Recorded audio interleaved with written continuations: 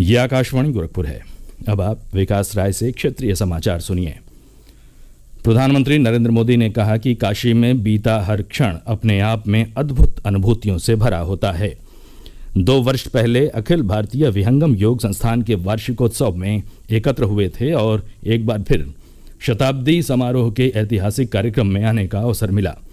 महर्षि सदाफल देव जी ने पिछली सदी में ज्ञान व योग की दिव्य ज्योति प्रज्वलित की थी। इन 100 वर्षों की यात्रा में इस ज्योति ने देश दुनिया के लाखों करोड़ों लोगों के जीवन को परिवर्तित किया है। इस पुण्य अवसर पर 25,000 कुंडीय स्वरवेद ज्ञान महायज्ञ का आयोजन हो रहा है। इस महायज्ञ की हर एक आहुति से विकसित भारत का संकल्प और सशक्त होगा। ये मंदिर आध्यात्म, इतिहास व संस्कृति का जीवंत उदाहरण है। प्रधानमंत्री नरेंद्र मोदी ने आज अपने संसदीय क्षेत्र वाराणसी दौरे के दूसरे दिन स्वरवेद महामंदिर का उद्घाटन किया। इस अवसर पर उन्होंने कहा कि संतों के सानिध्य में काशी के लोगों ने मिलकर विकास व नवनिर्माण के नए कीर्तिमान गढ़े हैं। सरकार, समाज और संतगण मिलकर काशी के कायाकल्प के लिए कार्य कर रहे हैं। आज स्वरवेद मंदिर बनकर तैयार होना इसी ईश्वरीय प्रेरणा का उदाहरण है। इस अवसर पर मुख्यमंत्री योगी आदित्यनाथ ने कहा कि संत की साधना मूर्त रूप लेती है तो स्वरवेद महामंदिर बनकर तैयार होता है। हम आज नए भारत की अनुभूति कर रहे हैं। नया भारत प्रधानमंत्री के नेतृत्व में दुनिया का मार्गदर्शन व अपनी विरासत पर गौरव की अनुभूति कर रहा है। प्रधानमंत्री नरेंद्र मोदी अपने 2 दिवसीय काशी यात्रा के क्रम में आज सेवापुरी ब्लॉक के बरकी ग्राम सभा में आयोजित विकसित भारत संकल्प यात्रा के ग्रामीण क्षेत्र में शामिल हुए।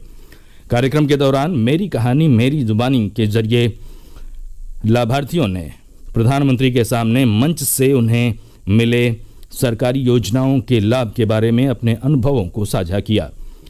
प्रधानमंत्री ने लाभार्थियों से संवाद स्थापित करते हुए कहा कि उनका संकल्प है कि देश की 2 करोड़ ग्रामीण माताओं और बहनों को स्वावलंबी बनाते हुए उन्हें लखपति बनाना है। प्रधानमंत्री ने शादी विवाह में बर्बाद होने वाले भोजन पर चिंता व्यक्त करते हुए सेल्फ हेल्प समूह की महिलाओं को खाना परोसने की ट्रेनिंग लेकर इस दिशा में कार्य करने के लिए प्रेरित किया। प्रधानमंत्री ने इस दौरान लखपति महिला चंदा देवी और मनीषा देवी को प्रमाण पत्र देकर सम्मानित किया। वहीं उन्होंने निपुण दक्षता हासिल करने वाले छात्र सिद्धार्थ और छात्रा आस्था को प्रमाण पत्र देकर सम्मानित किया। इसके अलावा एकल नृत्य में प्रथम स्थान प्राप्त करने वाली छात्रा अंतिमा को भी प्रमाण पत्र देकर सम्मानित किया। इससे पहले प्रधानमंत्री ने यहां आयोजित सांसद खेल कूद प्रतियोगिता के अंतर्गत चल रहे विभिन्न खेल आयोजनों को भी देखा। साथ ही संकल्प यात्रा में शामिल हुए लोगों को 2047 तक भारत को विकसित राष्ट्र बनाने के लिए शपथ भी दिलाई। मुख्यमंत्री योगी आदित्यनाथ ने कहा कि देश में पिछले 9.5 साल में जो परिवर्तन देखने को मिला है वो हमारे विश्वास का परिवर्तन है। ये नया भारत मोदी की गारंटी का भारत है। आज विकसित भारत संकल्प यात्रा की गाड़ी गांव-गांव में मोदी की गारंटी की गाड़ी बन रही है। हम 2047 तक भारत को दुनिया की सबसे बड़ी ताकत बनाकर एक विकसित भारत बनाने के लिए संकल्पबद्ध हैं। मुख्यमंत्री योगी आदित्यनाथ आज सेवापुरी ब्लॉक के बरकी ग्राम सभा में आयोजित विकसित भारत संकल्प यात्रा कार्यक्रम को संबोधित कर रहे थे।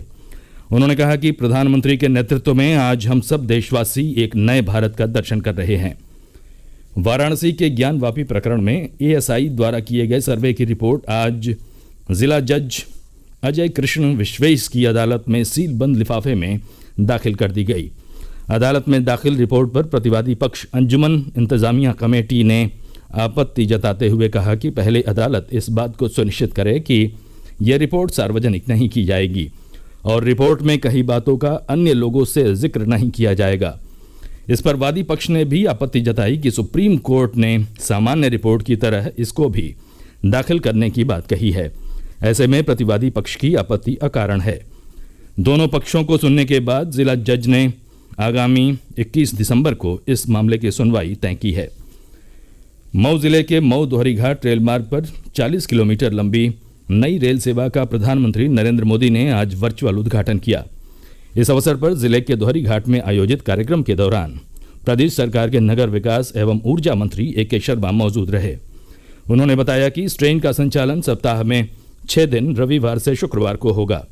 ये ट्रेन मऊ से इंदारा, कोपागंज, घोसी, अमिला और मुरादपुर होते हुए दोहरीघाट पहुंचेगी। इसी के साथ ये समाचार बुलेटिन समाप्त हुआ। नमस्कार।